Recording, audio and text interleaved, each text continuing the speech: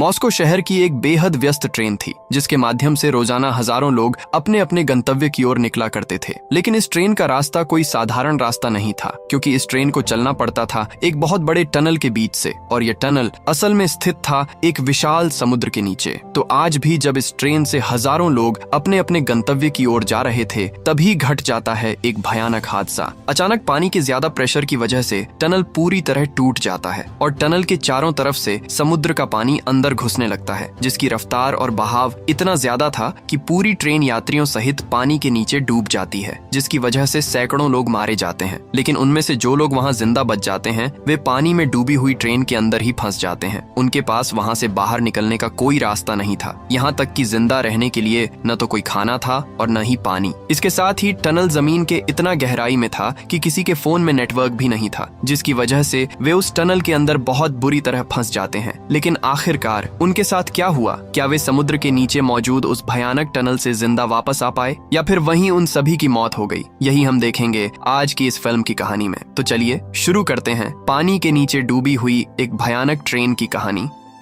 कहानी की शुरुआत होती है एक बेहद व्यस्त शहर मॉस्को से, और यहाँ हमें बताया जाता है कि मॉस्को शहर धीरे धीरे बहुत ज्यादा आबादी से भरता जा रहा है। यहाँ जनसंख्या बढ़ने की रफ्तार इतनी तेज हो गई है कि अगर ऐसा ही चलता रहा तो एक समय ऐसा आएगा जब यहाँ इंसानों के चलने तक की जगह नहीं बचेगी। लेकिन शहर के अंदर जो भी विकास से जुड़े काम किए गए थे, जैसे रेलवे लाइनों के रास्ते से लेकर दूसरे कई काम, वो सब कई साल पहले किए गए थे, जिन्हें अब तक ठीक से रिपेयर नहीं किया गया। यहाँ तक कि इस शहर के टनल भी कई साल पहले बनाए गए थे, और ज्यादा जनसंख्या के दबाव की वजह से वो सब धीरे धीरे कमजोर होते जा रहे थे। लेकिन इन सब बातों पर किसी का खास ध्यान नहीं था, मगर शहर के एक टनल की हालत सबसे ज्यादा खराब थी, जो कि असल में एक सबवे टनल था। इसी टनल के जरिए लगातार अलग अलग ट्रेनें आती जाती रहती थीं। लेकिन इस टनल की खास बात यह थी कि यह टनल असल में एक नदी के नीचे स्थित था, यानी नदी के नीचे बने रास्ते से ही लोगों को ट्रेन के जरिए आना जाना करना पड़ता था। लेकिन धीरे धीरे यह टनल बहुत ही कमजोर होता जा रहा था, क्योंकि इस टनल के ऊपर कई सालों से पानी का अलग तरह का दबाव पड़ रहा था। इसके अलावा जब भी इस टनल के अंदर से कोई ट्रेन गुजरती थी तो टनल जोर से हिलने लगता था और टनल के अलग अलग हिस्से टूटकर नीचे गिरने लगते थे। अब इसी टनल के अंदर हम सारोगी नाम के एक आदमी को देखते हैं, जो कि असल में यहाँ का गार्ड था, और आज वह यहाँ अपनी नाइट शिफ्ट कर रहा था। तो सारोगी उस समय पूरे टनल में घूम घूम कर चेक कर रहा था। तभी वह एक जगह पहुंचकर देखता है कि पानी के दबाव की वजह से टनल का एक हिस्सा फट चुका है और वहां से पानी टपक रहा है। ये एक बहुत बड़े खतरे का संकेत हो सकता था। इसलिए सारोगी तुरंत मेन ऑफिस चला जाता है और वह वहां अपने बॉस को बताता है कि टनल का एक हिस्सा फट गया है और वहां से पानी गिर रहा है। लेकिन सारोगी का बॉस ये सुनकर उससे कहता है, क्या तुम पागल हो गए हो? हमारा यह टनल भले ही बहुत पहले बनाया गया हो, लेकिन इसे बहुत मजबूत नींव पर तैयार किया गया था। ऐसी नींव जिस पर कभी भी पानी गिरना संभव नहीं था, क्योंकि इस टनल को पूरा पानी के प्रेशर को ध्यान में रखकर बनाया गया था। इसके अलावा सर्गे ज्यादातर समय नशे की हालत में रहता था, इसलिए उसका बॉस यहाँ उसकी किसी भी बात पर विश्वास नहीं करना चाहता था, बल्कि वह उसे वहाँ से चले जाने और अपनी ड्यूटी करने को कह देता है। अब दूसरी तरफ हम आयरिना नाम की एक लड़की को देखते हैं। आयरिना असल में एक ऑफिस में काम करती थी, और ऑफिस खत्म होने के बाद रोज वह अपने बॉस के साथ समय बिताती थी। आयरिना की एक छोटी सी बेटी थी, और उसकी बेटी घर पर अक्सर अकेली रहती थी। सैम असल में एक हॉस्पिटल में नौकरी करता था, जिसकी वजह से वह ज्यादातर समय बहुत व्यस्त रहता था, और ज्यादातर वक्त सैम को नाइट शिफ्ट में ड्यूटी करनी पड़ती थी। लेकिन आयरिना और सैम की आर्थिक हालत कुछ खास अच्छी नहीं थी। फिर भी आयरिना हमेशा चाहती थी कि वह अपनी बेटी के साथ थोड़ा अच्छा जीवन जी सके, लेकिन वह यह अच्छी तरह जानती थी कि अपने पति की इस थोड़ी सी कमाई से वह कभी भी अपनी ये सारी उम्मीदें पूरी नहीं कर पाएगी। इसलिए वह अपनी नौकरी में प्रमोशन की उम्मीद में अपने बॉस के साथ अफेयर में पड़ जाती है, और उसका बॉस जब जहाँ बुलाता था वह वहीं चली जाती थी, क्योंकि उसका बॉस असल में शहर का सबसे बड़ा अरबपति था। इसलिए आयरिना को लगता था कि अपने बॉस के जरिए वह अपनी जिंदगी में कुछ बड़ा कर पाएगी। लेकिन आयरिना के बॉस के साथ इस तरह के रिश्ते के बारे में सैम को कुछ भी पता नहीं था। इसलिए आयरिना हमेशा डर में रहती थी कि अगर सैम को कुछ पता चल गया तो क्या होगा। इसके अलावा आयरिना ने अपने बॉस को झूठा भरोसा भी दे रखा था। उसने कहा था कि वह बहुत जल्द सैम को डिवोर्स दे देगी और अपना घर परिवार छोड़कर उससे शादी कर लेगी। लेकिन आयरिना ऐसा कभी नहीं करने वाली थी, क्योंकि आयरिना कुछ भी हो सैम को को कभी छोड़ नहीं सकती थी क्योंकि वह सैम से बहुत प्यार करती थी।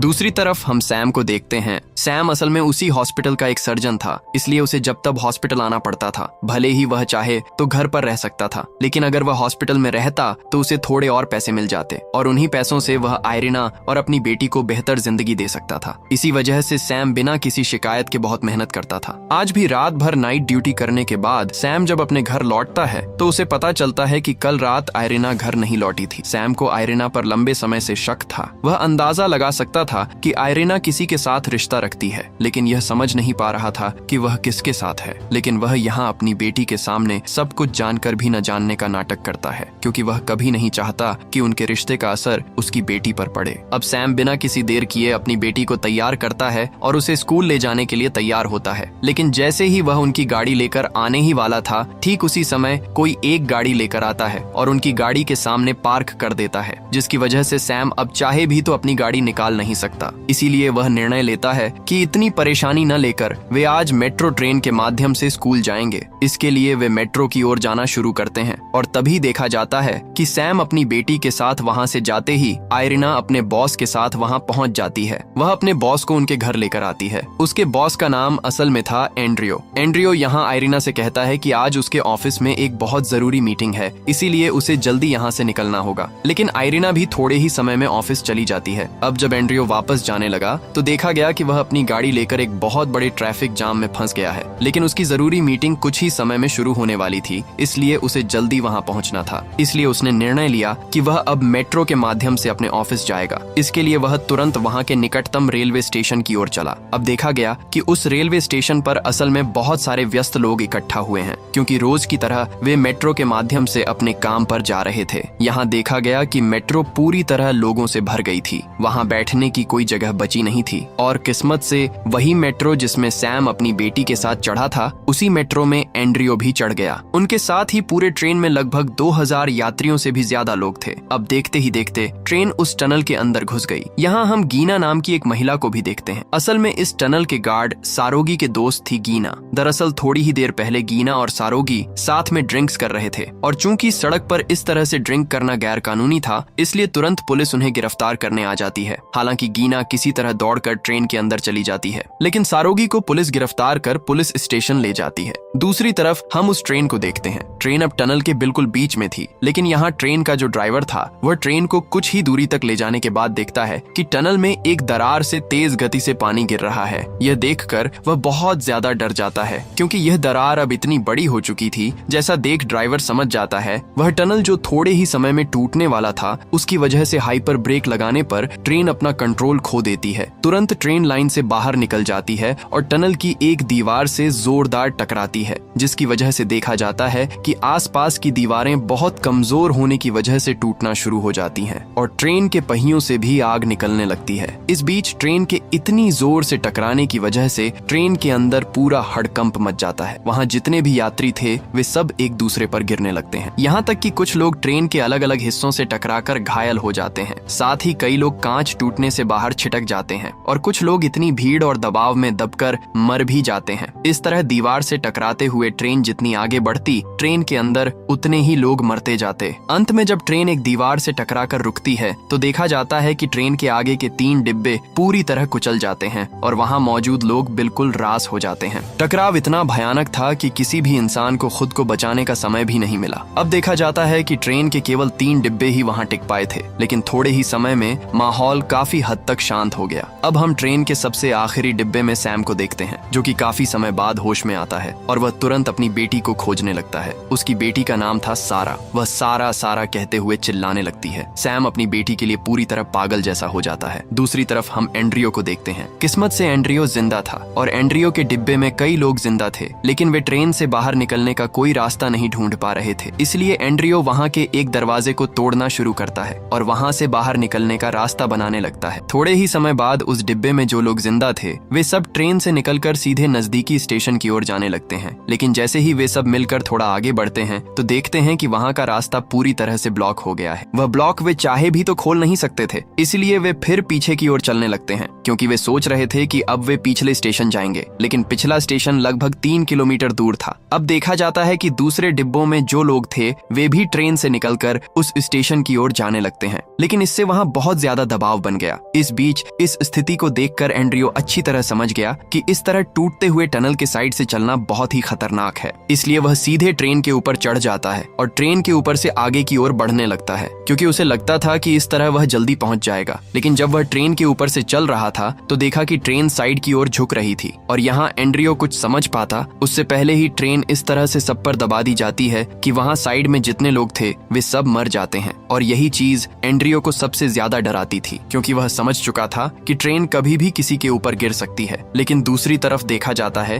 कि वे दीवारें जिन्हें ट्रेन तोड़ते हुए यहाँ तक पहुंची थी, उन दीवारों से शुरुआत में ही पानी आने लगता है, क्योंकि पूरी ट्रेन की रास्ता पानी के नीचे स्थित था। और यह बचे हुए यात्रियों के लिए बहुत ही खतरनाक स्थिति थी, क्योंकि अगर इस तरह टनल पानी से भर गया तो वे सभी मर जाएंगे। इसके अलावा पानी के दबाव में पूरा टनल भी पूरी तरह टूट सकता था। दूसरी तरफ हम सैम को देखते हैं। सैम अपनी बेटी सारा को ढूंढते हुए सबसे आखिरी डिब्बे में पहुंच जाता है, जहां बहुत सारे लोग जमा थे। इसलिए सैम सभी को धक्का देकर साथ साथ पागल जैसा अपनी बेटी को ढूंढ रहा था। काफी समय तक खोजने के बाद आखिरकार सैम अपनी बेटी को ढूंढ लेता है। उसे ट्रेन की सीट के नीचे एक जगह दिखाई देती है। ये देखकर सैम में जैसे जान फिर से लौट आती है। अब दूसरी तरफ हम डैनिश नाम के एक लड़के को देखते हैं। डैनिश उसी डिब्बे में था जहाँ सैम और उसके लोग थे। वह यहाँ देखता है कि डिब्बे में धीरे धीरे पानी घुसना शुरू हो गया है, और ये एक बहुत ही खतरनाक स्थिति थी। दूसरी तरफ देखा जाता है कि ट्रेन में बहुत सारे स्वार्थी लोग थे। असल में ट्रेन में जो यात्रियों की मौत हुई उनमें से कई यहाँ उनके पास रखी हुई चीजें चुरा रहे थे। कुछ लोग तो दूसरों की जान की परवाह न किए बिना उन्हें मौत की ओर धकेल रहे थे। यानी यहाँ हर कोई सिर्फ अपने स्वार्थ के पीछे भाग रहा था। दूसरी तरफ ट्रेन की मॉनिटरिंग के लिए जो टीम थी, उन्होंने ट्रेन का लोकेशन ट्रैक किया और देखा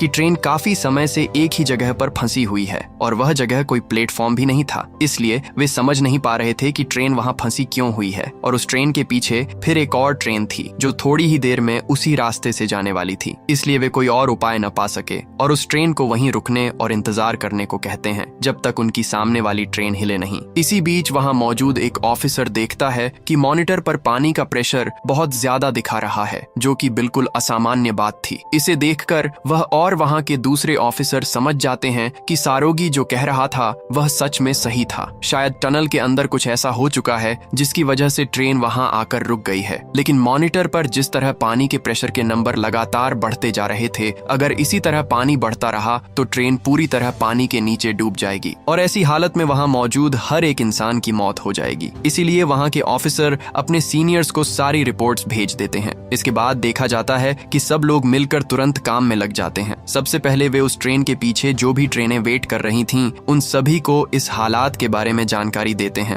और उन ट्रेनों को जितनी जल्दी हो सके खाली करने को कहते हैं, क्योंकि वे ट्रेनें पहले से ही टनल के अंदर थीं और किसी भी वक्त पूरा टनल पानी के प्रेशर से ढह सकता था। दूसरी तरफ उस ट्रेन में जिसमें एक्सीडेंट हुआ था, कुछ सैकड़ों यात्री जिंदा बच गए थे। वे सब अब एक साथ जितनी जल्दी हो सके पीछे की ओर चल रहे थे, क्योंकि वे सभी मिलकर पिछले स्टेशन की ओर जा रहे थे। दूसरी तरफ हम ट्रेन के मेन ऑफिस को देखते हैं। वहाँ के डिवाइस में बार बार इलेक्ट्रिक सिग्नल आ रहा था, लेकिन क्यों ये सिग्नल आ रहा है ये वहाँ के किसी को समझ नहीं आया। लेकिन दूसरी तरफ हम उस टनल की स्थिति भी देखते हैं। असल में टनल के अंदर जो इलेक्ट्रॉनिक लाइनें थीं, उनमें से एक लाइन में शॉर्ट सर्किट हो रहा था, और चूंकि वहाँ पूरी जगह पानी से भरी हुई थी, जब भी वे यात्री पानी में चलते हुए उस जगह के बिल्कुल पास पहुँचते, तभी कई यात्री एक एक करके इलेक्ट्रिक शॉक लगने से मर जाते थे। जो लोग मुख्य रूप से पिछले स्टेशन जाने की कोशिश कर रहे थे, उनमें से कोई भी बच नहीं पाया। दूसरी तरफ हम आयरना को देखते हैं। आयरना अपने ऑफिस पहुंच जाती है, क्योंकि उसके बॉस ने उसे बहुत इमरजेंसी में आज ऑफिस आने को कहा था। लेकिन ऑफिस आने के बाद आयरना को पता चलता है कि आज उसका बॉस एंड्रियो ऑफिस आया ही नहीं है। ये जानकर आयरना बहुत हैरान हो जाती है, क्योंकि उसे तो काफी देर पहले ही ऑफिस पहुंच जाना चाहिए था। इसके अलावा आज उसकी एक बहुत ही जरूरी मीटिंग भी थी, तो फिर वह मीटिंग छोड़कर कहाँ चला गया। इधर आयरना बार बार सैम को भी फोन कर रही थी, क्योंकि कल रात से उसकी सैम से कोई बात नहीं हुई थी। लेकिन इतनी बार फोन करने के बाद भी जब सैम ने फोन रिसीव नहीं किया तो आयरना बहुत ज्यादा परेशान हो जाती है। दूसरी तरफ हम सैम और उसकी बेटी सारा को देखते हैं। सैम जब अपनी बेटी सारा को लेकर वहाँ से बचने की कोशिश कर रहा था, ठीक उसी समय वहाँ एंड्रियो आ जाता है और इत्तेफाक से उनकी वहाँ मुलाकात हो जाती है। लेकिन सैम एंड्रियो को बिल्कुल नहीं जानता था। उसे यह भी नहीं पता था कि एंड्रियो का उसकी पत्नी के साथ अफेयर है। उधर एंड्रियो भी नहीं जानता था कि सैम ही असल में आयरना का पति है। अब वे सब जिस डिब्बे में थे वह काफी हद तक खाली था और वहाँ उनके साथ कुछ और लोग भी जिंदा थे। तो वे सब मिलकर एक साथ हो जाते हैं और मिलकर यह प्लान बनाने लगते हैं कि इस जगह से वे वे कैसे जिंदा बाहर निकल सकते हैं। असल में कुछ देर पहले इलेक्ट्रिक शॉक लगने से जिन लोगों की मौत हुई थी उन्हें ये लोग दूर से ही देख चुके थे। इसी वजह से ट्रेन से नीचे उतरने में सब लोग बहुत डर रहे थे। अब उन्हें टनल वाले रास्ते से चलने के लिए यह पक्का करना जरूरी था कि मेन ऑफिस से इलेक्ट्रिक लाइन बंद की गई है या नहीं। अगर लाइन बंद कर दी गई हो तो वे लोग आराम से इन रास्तों से चल सकते थे। दूसरी तरफ हम उस शहर के प्लेटफॉर्म देखते हैं जहाँ हर दिन की तरह आज भी लोगों की भारी भीड़ थी और पुलिस पहले से ही उस जगह को खाली कराने की कोशिश कर रही थी। लेकिन हर दिन करोड़ों लोग इस जगह से आवाजाही करते हैं। इसी वजह से इतनी बड़ी भीड़ को संभालना सबके लिए बहुत मुश्किल हो रहा था। कुछ जगहों को खाली कराते वक्त पुलिस की हालत भी बहुत खराब हो गई। साथ ही ज्यादा भीड़ की वजह से धक्का मुक्की में कई लोग घायल हो गए। दूसरी तरफ हम डैनिश नाम के उस लड़के को देखते हैं। वहीं उसकी मुलाकात एलिसा नाम की एक लड़की से होती है। डैनिश ने उसे एक डिब्बे में अकेले बैठा हुआ देखा था। एलिसा यहाँ डैनिश को बताती है कि वह असल में अकेली नहीं थी, उसके साथ उसके माता पिता भी थे।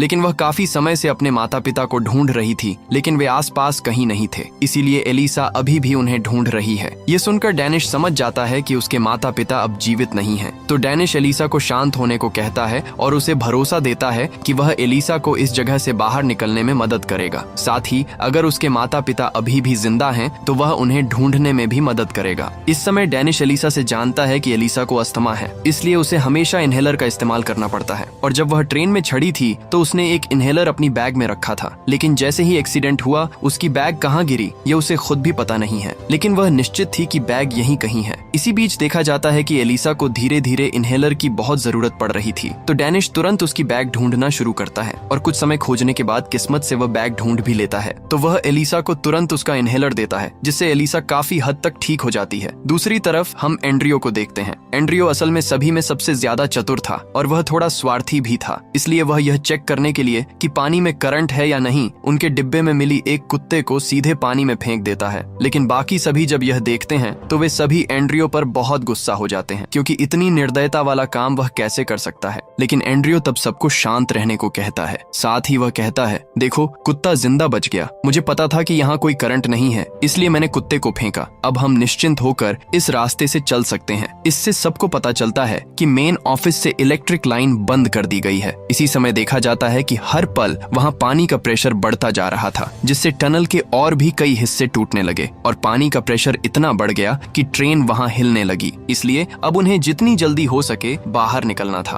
और यहाँ बचे हुए सर्वाइवर्स में थे सैम, सारा, एंड्रियो, यहाँ के गार्ड सारोगी, उसकी दोस्त जीना और एक और व्यक्ति मैक्स। दूसरी तरफ डैनिश और एलिसा पहले ही बाहर निकल चुके थे, तो वे दोनों भी यहाँ बाकी लोगों की तरह ट्रेन के साइड के रास्ते से स्टेशन जाने की कोशिश कर रहे थे। लेकिन थोड़ी ही देर बाद पानी के प्रेशर की वजह से ट्रेन साइड की ओर दबा और देखा गया कि डैनिश और एलिसा वहां फंस गए। वे उस जगह से एक भी कदम नहीं हिला पा रहे थे। लेकिन डैनिश ट्रेन के एक दरवाजे के सामने खड़ा था, इसलिए उसने किसी तरह बहुत मुश्किल से वहां का दरवाजा खोल दिया और एलिसा को अंदर भेज दिया। लेकिन डैनिश खुद इस तरह फंस गया कि वह किसी भी तरह उस जगह से एक कदम भी नहीं हिल सकता था। इसलिए एलिसा उसे वहां से खींचकर ऊपर ले जाने की कोशिश कर रही थी। लेकिन डैनिश एलिसा से कह रहा था कि उसे छोड़कर चली जाए, क्योंकि उसे लग रहा था कि 1000 कोशिशों के बावजूद वह यहाँ से बाहर नहीं निकल पाएगा। लेकिन एलिसा उसे अपने ऊपर भरोसा रखने को कह रही थी। वह उसे हिम्मत हारने से रोक रही थी। इसी बीच जितनी कोशिश एलिसा डैनिश को ऊपर लाने की कर रही थी, उतनी ही ट्रेन डैनिश के ऊपर दब रही थी। लेकिन एलिसा किसी भी हाल में हार मानना नहीं चाहती थी, इसीलिए वह अपनी पूरी ताकत लगाकर कोशिश कर रही थी। इस तरह जब डैनिश की हालत बहुत खराब हो रही थी, ठीक उसी समय एलिसा किसी तरह उसे उस जगह से बाहर निकालने में सफल हो जाती है। दूसरी तरफ हम पीछे के उस स्टेशन को देखते हैं। असल में पानी में बिजली फैलने से पहले जो लोग उस जगह से गुजरने में सफल हुए थे, उनमें से कई अंततः स्टेशन तक पहुंच गए और वहां रेस्क्यू टीम सर्वाइवर्स के लिए इंतजार कर रही थी। इसलिए जैसे ही वे वहां पहुंचे, रेस्क्यू टीम उनकी मदद करना शुरू कर देती है। और जब सर्वाइवर्स वहां पहुंचते हैं तो वे बताते हैं कि ट्रेन अभी टनल के बीच में एक दीवार के पास फंसी हुई है और वह दीवार ऐसी है जो कभी भी टूट सकती है। अगर वहां पानी तेज दबाव में घुसा तो ट्रेन डूब भी सकती है। अब यह पूरी खबर देश भर में वायरल हो जाती है। सभी मीडिया लोग स्टेशन पर पहुंचकर इसकी खबरें करना शुरू कर देते हैं। वे पूरे देशवासियों को बताते हैं कि ट्रेन में मौजूद हजारों लोगों में से सिर्फ 25 लोग ही जिंदा बच पाए हैं। अब तक यह पता नहीं चल पाया है कि और कोई बचा है या नहीं, लेकिन सर्वाइवर्स ने बताया कि शायद अभी भी 20 से 30 लोग जिंदा बच सकते हैं। दूसरी तरफ जब टीवी पर यह खबरें दिखाई जा रही थीं, आयरिना अपने ऑफिस में बैठकर इस न्यूज को देखती है और तुरंत उसे समझ में आ जाता है कि तो सैम अपनी बेटी सारा के साथ ट्रेन में ही था, क्योंकि उसने सैम की कार उनके घर के सामने देखी थी। आयरिना इस पर बहुत चिंता में पड़ जाती है। साथ ही वह यह भी समझ जाती है कि एंड्रियो भी किसी न किसी तरह वहाँ मौजूद है, वरना वह फोन क्यों नहीं उठा रहा। आयरिना कुछ समझ न पाकर वहाँ रोने लगती है, लेकिन थोड़ी ही देर बाद वह खुद को संभालती है और जल्दी से उस जगह से बाहर निकलती है। वह सीधे उस स्टेशन की ओर चलने लगती है जहाँ कई सर्वाइवर्स सुरक्षित पहुंच चुके हैं, क्योंकि वह सोच रही थी कि अगर उन सर्वाइवर्स में सारा और सैम हैं। दूसरी तरफ देखा जाता है कि सरकार की ओर से एक बड़ी मीटिंग चल रही थी, जहां बड़े बड़े ऑफिसर मौजूद थे। वे सभी मिलकर यह निर्णय ले रहे थे कि बचाव का काम कैसे संचालित किया जाए। वहां एक एक्सपर्ट इंजीनियर भी था। उसने सभी को बताया कि अगर किसी भी तरह से टनल टूट सकता है तो यह सिर्फ उस जगह के लिए ही खतरा नहीं है, बल्कि पूरे शहर के लिए भी, क्योंकि अगर एक बार नदी का पानी टनल में प्रवेश करना शुरू कर दे तो यह तेजी से पूरे शहर में फैल जाएगा और बहुत कम समय में पूरा मॉस्को शहर पानी के नीचे डूब जाएगा। इसलिए अगर जल्दी से जल्दी टनल के टूटने को रोका नहीं गया तो पूरा शहर नष्ट हो जाएगा। असल में मॉस्को शहर का स्तर बहुत नीचा था, इसलिए अगर पानी यहाँ प्रवेश करना शुरू कर दे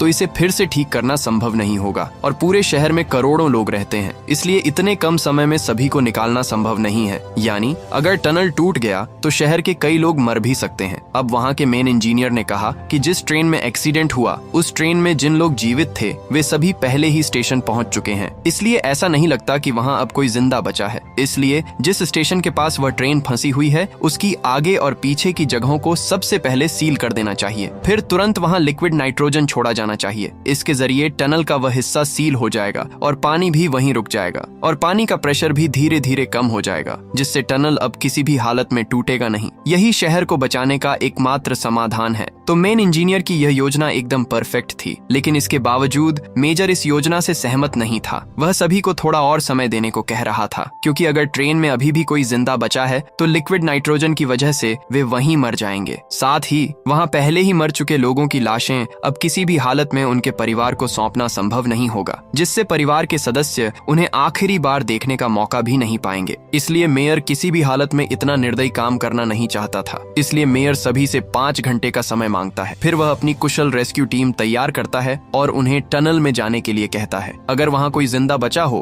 तो उन्हें तुरंत बचाने के लिए कहता है। साथ ही वहाँ पहले ही मर चुके लोगों की लाशों का भी प्रबंध करने के लिए कहता है। लेकिन मेयर सभी को बहुत स्पष्ट रूप से बताता है कि वे जिस मिशन पर जा रहे हैं उसे जरूर पूरा करना होगा टनल टूटने से पहले। अगर ऐसा नहीं हुआ तो वहाँ उनकी अपनी जिंदगी भी खतरे में है। दूसरी तरफ हम आयरिना को देखते हैं। आयरिना रोते रोते स्टेशन की ओर जा रही थी, लेकिन इसी दौरान उसकी एक कार से एक दुर्घटना हो जाती है, जिससे उस कार का ड्राइवर उसके साथ झगड़ा करने लगता है। लेकिन आयरिना किसी भी तरह की बात किए बिना दौड़ते हुए स्टेशन की ओर बढ़ती है, क्योंकि अब उसके पास बिल्कुल भी समय नहीं था। दूसरी तरफ हम स्टेशन के सामने की स्थिति देखते हैं, जहां देखा जाता है कि वहां कई लोग अपने अपने प्रियजनों की तलाश में आए थे, क्योंकि हर किसी को लग रहा था कि जो जिंदा बचे हैं उनमें शायद उनके अपने लोग भी होंगे। दूसरी तरफ हम सैम और बाकी सर्वाइवर्स को देखते हैं। वे अब पानी में उतरकर ट्रेन के रास्ते से पीछे के स्टेशन की ओर चल रहे हैं। इसी दौरान डैनिश और एलिसा भी उनके साथ जुड़ जाते हैं, तो अब वे सभी मिलकर आगे बढ़ रहे थे। ठीक उसी समय वे एक बहुत तेज पानी के बहाव की आवाज सुनते हैं और कुछ ही क्षणों में वहां तेज गति से पानी आ जाता है, जिससे वहां मौजूद सभी लोग अपना नियंत्रण खो देते हैं। इसी बीच देखा जाता है कि टनल की वह दीवार जिससे पानी गिर रहा था और ट्रेन का वह बोगी जो दीवार को रोके हुए था, वह पानी के प्रेशर की वजह से वहां से हिलने लगता है। लेकिन अगर किसी भी तरह वह बोगी हिल गया तो पूरा बोगी टूट जाएगा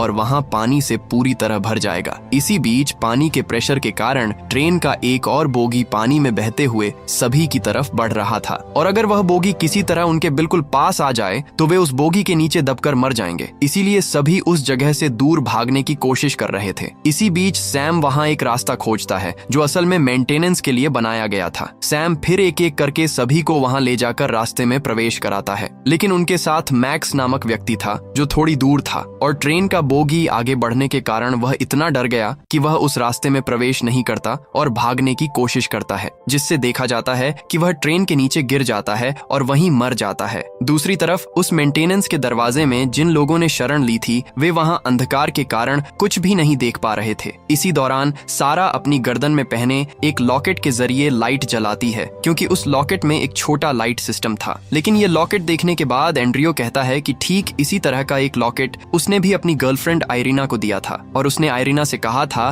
कि वह इसे उसकी बेटी को दे, क्योंकि उस दिन उसकी बेटी का बर्थडे था। अब यह बात सुनते ही सैम समझ जाता है कि एंड्रियो कोई और नहीं बल्कि उसकी वाइफ आयरीना का बॉस ही है। उसी के कारण ही आयरीना अक्सर घर देर से आती थी और एंड्रियो के उसकी वाइफ की जिंदगी में आने के बाद ही उनका खुशहाल परिवार पूरी तरह बर्बाद हो गया था। इसलिए सैम का मन तो कर रहा था कि वह वहीं पर एंड्रियो को मार डाले, लेकिन वह किसी तरह खुद को संभाल लेता है। अब वे सभी उस मेंटेनेंस वाले रास्ते से थोड़ा अंदर की ओर चले जाते हैं और कुछ दूर आने के बाद वहां उन्हें एक चेंबर दिखाई देता है जहां से बाहर की रोशनी दिख रही थी। ये देखकर वे सभी खुशी से झूम उठते हैं, क्योंकि उन्हें लगने लगता है कि अब वे जिंदा बचकर बाहर निकल पाएंगे। लेकिन वहां से बाहर निकलने के लिए उन्हें 2 बड़े बड़े लोहे के दरवाजे हटाने होंगे। हालांकि शुरुआत में वे काफी देर तक मदद के लिए चिल्लाते रहते हैं, लेकिन ऊपर सड़क पर गाड़ियों और लोगों की आवाज इतनी ज्यादा थी कि उनकी आवाज वहां तक किसी भी तरह पहुंच ही नहीं पा रही थी। यहाँ तक कि वे सभी इतनी ज्यादा गहराई में थे कि उनके मोबाइल फोन में कोई भी सिग्नल नहीं था। इसलिए वे यहाँ एक पल भी समय बर्बाद किए बिना एक एक करके उस लोहे के दरवाजे को खोलने की कोशिश करने लगते हैं। लेकिन दरवाजा इतना मजबूत था कि इसे किसी भी तरह से खोला नहीं जा सकता था, इसलिए सब मिलकर एक साथ दरवाजे को खोलने की कोशिश कर रहे थे और इस तरह कई प्रयासों के बाद आखिरकार वे दरवाजे को खोलने में सफल हो जाते हैं। इसके बाद डैनिश उस दरवाजे के ऊपर जाकर अपने फोन में सिग्नल लाने की कोशिश कर रहा था। इसी बीच उस जगह पर पानी प्रवेश करना शुरू हो गया। इस समय डैनिश का मोबाइल पानी में गिर जाता है, लेकिन देखा जाता है कि जीना किसी तरह मोबाइल को पकड़ लेती है। दूसरी ओर टनल के भीतर जो बोगी एक दीवार को रोककर खड़ी थी, वह भी पानी के दबाव की वजह से धीरे धीरे उस जगह से सरकने लगती है, जिसके कारण बहुत तेज गति से पानी वहां प्रवेश करना शुरू कर देता है और टनल के चारों ओर उच्च दबाव के पानी का प्रवाह बढ़ जाता है, यहाँ तक कि वह पानी मेंटेनेंस के दरवाजे से भी प्रवेश करने लगता है। इसके चलते सभी को समझ में आता है कि उनके पास अब बहुत ज्यादा समय नहीं है, क्योंकि बहुत ही कम समय में पूरा स्थान पानी से पूरी तरह भर जाएगा। इससे सभी बहुत डर जाते हैं और वे सब मिलकर अब एक साथ आवाज मिलाकर मदद के लिए चिल्लाने लगते हैं, लेकिन इसके बावजूद कोई उनकी आवाज सुन नहीं पाता। इससे सभी को समझ में आता है कि अब उनके पास कोई और रास्ता नहीं बचा सिवाय मौत का इंतजार करने के। इसी बीच वहां अलिसा नाम की लड़की थी जिसे अस्थमा की समस्या थी। वह देखती है कि उसका इनहेलर उसके पास नहीं है। शायद जब वह वहां आई थी वह कहीं गिर गया था। अब धीरे धीरे उसकी स्थिति बहुत खराब होने लगी। अलिसा की यह हालत देखकर डैनिश अपनी जान की परवाह किए बिना फोन की फ्लैशलाइट जलाकर पानी में उतर जाता है और अलिसा का इनहेलर खोजने लगता है। बहुत ही कम समय में डैनिश इनहेलर को पानी में तैरता हुआ देख लेता है। इन्हें पाकर डैनिश बेहद खुश हो जाता है, लेकिन ठीक इसी समय वहां एक शव पानी में तैरते हुए दिखाई देता है। डैनिश इतना डर जाता है कि उसका मोबाइल हाथ से गिरकर पानी में चला जाता है, जिससे वहां अचानक अंधेरा छा जाता है। पानी के भीतर डैनिश ये भी नहीं समझ पा रहा था कि वह किस रास्ते से आया था। इसी बीच ऊपर मौजूद सभी लोग डैनिश को बचाने के लिए हेयर स्प्रे और लाइटर का इस्तेमाल करके आग जलाते हैं, जिससे थोड़ी रोशनी और दिशा मिल सके, और वह पानी में रोशनी पहुंचाने की कोशिश करता है, जिससे रास्ता काफी हद तक साफ हो जाता है और डैनिश किसी तरह जल्दी से ऊपर आ जाता है। फिर वह तुरंत एलिसा को इनहेलर देता है, जिससे एलिसा की हालत काफी सुधर जाती है। वहीं दूसरी तरफ हम सुरंग के शुरुआती हिस्से में एक रेस्क्यू टीम को देखते हैं, जिन्हें मुख्य रूप से मेयर ने भेजा था। वे यहाँ जितना संभव हो घायल लोगों को ढूंढकर इलाज के लिए भेज रहे थे, लेकिन वे अच्छी तरह जानते थे कि सरकार जल्द से जल्द पूरे इलाके को सील कर देगी और यहाँ नाइट्रोजन लिक्विड डाल देगी। इसलिए जो कुछ भी करना है उन्हें बहुत तेजी से करना होगा। वहीं दूसरी तरफ हम आयरीना को देखते हैं। आयरीना समेत वहाँ अपने प्रियजनों को खोजने आए सभी लोग मिलकर यहाँ की लिस्ट चेक कर रहे थे कि क्या वहाँ उनके अपने लोगों के नाम हैं या नहीं। आयरीना देखती है कि लिस्ट में सैम, सारा या एंड्रियो का कोई नाम नहीं है। वहीं दूसरी तरफ सैम और उसके साथी जहाँ थे वहाँ पानी की मात्रा समय के साथ बढ़ती जा रही थी। वे समझ नहीं पा रहे थे कि अब बचने के लिए क्या करें। लेकिन ऐसे समय में देखा जाता है कि सौभाग्य से सैम के फोन में सिग्नल आ जाता है। सैम तुरंत अपनी पत्नी आयरीना को कॉल करता है और वह उसे जल्दी से उनकी लोकेशन बताती है और मदद भेजने के लिए कहती है। इस पर आयरीना सैम के फोन पाकर इतनी खुश होती है कि यहाँ अपनी खुशी के चलते वह रो नहीं रोक पाती। आयरीना को बताया गया कि वे सड़क के पास एक मैनहोल के नीचे हैं, जो मूल रूप से एक मेंटेनेंस रूम है। इसलिए आयरीना वहाँ पर तैनात पुलिस ऑफिसर के पास जाती है और वह पुलिस ऑफिसर और इंजीनियरों की मदद लेकर उस लोकेशन को खोजने लगती है ताकि वे जल्दी से उन्हें बचा सकें। इंजीनियर और ऑफिसर तब एक छोटी मीटिंग के जरिए मैप चेक कर रहे थे जहां सुरंग के हर मेंटेनेंस रूम का नक्शा दिया हुआ था। तो वे सैम की बताई गई बात के अनुसार उनका मेंटेनेंस रूम ढूंढ लेते हैं और वे तुरंत अपना बचाव कार्य शुरू कर देते हैं। लेकिन दूसरी तरफ देखा जाता है कि पानी के दबाव के कारण ट्रेन का आखिरी बोगी भी दीवार से बिल्कुल हट जाता है, जिससे ऊपर की दीवार टूटकर नीचे गिर जाती है और वहां पानी का दबाव इतनी तेजी से बढ़ जाता है कि पानी की ऊंचाई अब बहुत तेजी से बढ़ने लगती है। साथ ही चारों तरफ से पानी आने के कारण पानी का प्रवाह इतना तेज हो जाता है कि सैम और उसके साथी भी पानी में बहने लगते हैं। पानी के बहाव के कारण वे मेंटेनेंस रूम से फिर से सुरंग में वापस आ जाते हैं। दूसरी तरफ सैम द्वारा दी गई लोकेशन के अनुसार रेस्क्यू टीम मैनहोल का ढक्कन खोल देती है और वे सभी मिलकर वहां सैम और बाकी लोगों को खोजने लगते हैं। लेकिन वे आसपास कहीं किसी को नहीं देख पाते क्योंकि सभी पहले ही पानी में बहकर उस जगह से हट गए थे। इसलिए पुलिस ऑफिसर तब आयरीना से कहता है कि वे पहुंचने में बहुत देर कर चुके हैं। पानी का बहाव उन्हें सबको अंदर खींच ले गया है और अब तक शायद वे मर भी गए होंगे, इसलिए अब कुछ भी करना बाकी नहीं है। ये सब सुनकर आयरीना बहुत दुखी होती है और वह सैम और उसकी बेटी के साथ खुद को भी खत्म करने का निर्णय लेती है। इसलिए वह मैनहोल में कूदने ही वाली थी, लेकिन वहां के ऑफिसर उसे रोकते हैं और भरोसा देते हुए कहते हैं कि वे और खोजने की कोशिश करना चाहते हैं। अगर वे फिर भी जिंदा हैं, तो उनकी छोटी रेस्क्यू टीम अब भी सुरंग के अंदर है, इसीलिए आयरीना को ऐसा नहीं करना चाहिए। दूसरी तरफ हम सैम और उसके साथियों को देखते हैं जो अब भी जीवित थे। सैम यहाँ मुश्किल से अपनी बेटी को पीठ पर उठाकर बाकी लोगों के साथ उस जगह पर चलने की कोशिश कर रहा था, क्योंकि उन्हें जितनी जल्दी हो सके यह जगह छोड़नी होगी, वरना किसी भी समय सरकार यहाँ लिक्विड नाइट्रोजन का इस्तेमाल कर सकती है। तो वे सभी बहुत मुश्किल से चलते चलते आखिरकार उस पीछे वाले स्टेशन तक पहुंच ही जाते हैं जहां से पहले भी 25 सर्वाइवर्स को रेस्क्यू किया गया था। लेकिन वहां पहुंचने के बाद वे देखते हैं कि स्टेशन को पहले ही सील कर दिया गया है। स्टेशन के चारों तरफ की सारी सड़कें भी ब्लॉक कर दी गई हैं, यहाँ तक कि वहां एक भी इंसान मौजूद नहीं है। इसे देखकर सबकी जिंदा बचने की आखिरी उम्मीद भी खत्म हो जाती है, क्योंकि वे पहले ही आयरीना से जान चुके थे कि सरकार बहुत जल्द यहाँ लिक्विड नाइट्रोजन छोड़ने वाली है। ऐसे समय में एंड्रियो सबको संबोधित करते हुए कहता है कि सरकार की तरफ से लिया गया फैसला बिल्कुल सही है। अगर मैं जिम्मेदारी में होता तो शायद मैं भी शहर के लोगों के लिए यही करता, क्योंकि सुरंग में फंसे कुछ गिने चुने लोगों के लिए मैं पूरे शहर के लोगों को खतरे में नहीं डाल सकता था। इसलिए अब सरकार वही करने जा रही है जो उसे करना चाहिए। अब यह तो तय हो चुका है कि चाहकर भी हम यहाँ से जिंदा वापस नहीं लौट पाएंगे। इधर सैम को एंड्रियो को देखकर बहुत ज्यादा गुस्सा आ रहा था। सैम एंड्रियो को निशाना बनाकर कहता है कि शायद उसी की वजह से वे सब इस मुसीबत में फंसे हैं, क्योंकि वह एक बहुत ही घटिया इंसान है और शायद उसी के कारण भगवान ने उन्हें इस संकट में डाल दिया है। एंड्रियो पूछता है कि सैम उससे ऐसा क्यों कह रहा है। तब सैम उसे बताता है कि एंड्रियो जिस आयरीना नाम की लड़की के साथ रिलेशनशिप में है वह असल में उसकी पत्नी है और उसी की वजह से उसका घर परिवार टूटने की कगार पर आ गया है। उसने उसके परिवार से सारी खुशियां और सुकून छीन लिया है। ये सब सुनकर एंड्रियो बहुत गुस्से में आ जाता है और वह वहीं आयरीना को गालियां देने लगता है। फिर वह सैम से कहता है कि आज उसकी ऐसी हालत सिर्फ आयरीना की वजह से हुई है। अगर वह आज आयरीना को उसके घर छोड़ने नहीं जाता तो न तो वह सड़क के जाम में फंसता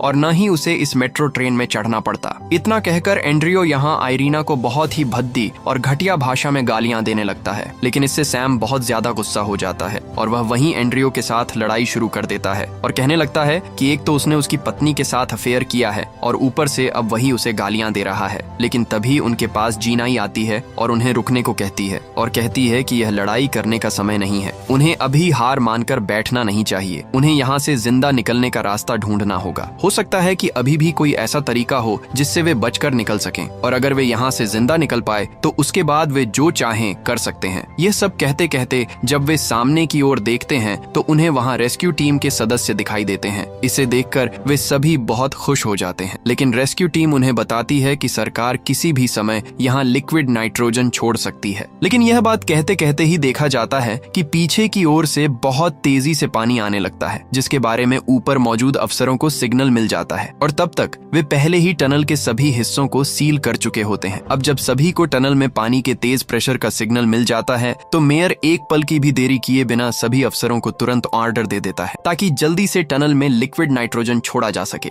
वरना पूरा पानी शहर में प्रवेश करना शुरू कर देगा। दूसरी ओर सैम और उसके साथी जिन्होंने उस रेस्क्यू टीम को देखा था वे टनल से बाहर निकलने का एक और रास्ता जानते थे। तो रेस्क्यू टीम तब सभी को लेकर वहाँ के एक मैनहोल के पास पहुँचती है जहाँ पहले से ही एक और रेस्क्यू टीम खड़ी थी। तो जब सैम और वह रेस्क्यू टीम मैनहोल के पास पहुंचते हैं और रेस्क्यू टीम वहां सिग्नल देती है, तो दूसरी टीम सिग्नल समझकर उन्हें बचाने लगती है। वे मैनहोल का ढक्कन हटाकर एक एक करके सैम और उसके बाकी साथियों को निकालते हैं और इस तरह से अंततः वे सभी सुरक्षित बाहर निकलते हैं। वहाँ आयरिना अपने परिवार के लिए इंतजार कर रही थी और जब आयरिना की बेटी सारा उसे देखती है तो वह दौड़कर अपनी माँ को गले लगाती है और आयरिना भी इस पर अपनी जान में जान पाती है। दूसरी ओर हम एलिसा को देखते हैं, जिसके माता पिता ट्रेन में ही मर गए थे, इसलिए एलिसा के पास अब इस दुनिया में कोई अपना नहीं था, लेकिन डैनिश अब उसके जीवन का सबसे अपना इंसान बन गया। दूसरी ओर हम सैम को देखते हैं। सैम यहाँ आयरिना को देखकर बहुत गुस्से में था। वह आयरिना से कोई बात करना नहीं चाहता था, इसलिए वह अपनी बेटी सारा को लेकर वहाँ से चले जाता है। दूसरी ओर एंड्रियो आयरिना को देखकर उसके पास भी नहीं आता, क्योंकि आयरिना उसके लिए कभी भी इतनी महत्वपूर्ण नहीं थी। असल में उसके जीवन में आयरिना जैसी कई लड़कियां हैं। वह सिर्फ आयरिना का इस्तेमाल करता रहा, इसलिए वह वहाँ से चुपचाप चला जाता है। दूसरी ओर आयरिना अपने काम के लिए बहुत शर्मिंदा थी। वह सारा के सामने सैम से कई बार माफी मांगती है और वह उसे वचन देती है कि आज के बाद सैम जैसे उसे रखेगा वह वैसे ही रहेगी। वह अब कभी ऐसा काम नहीं करेगी जिससे सैम को दुख पहुंचे। लेकिन सैम यहाँ कुछ नहीं कहता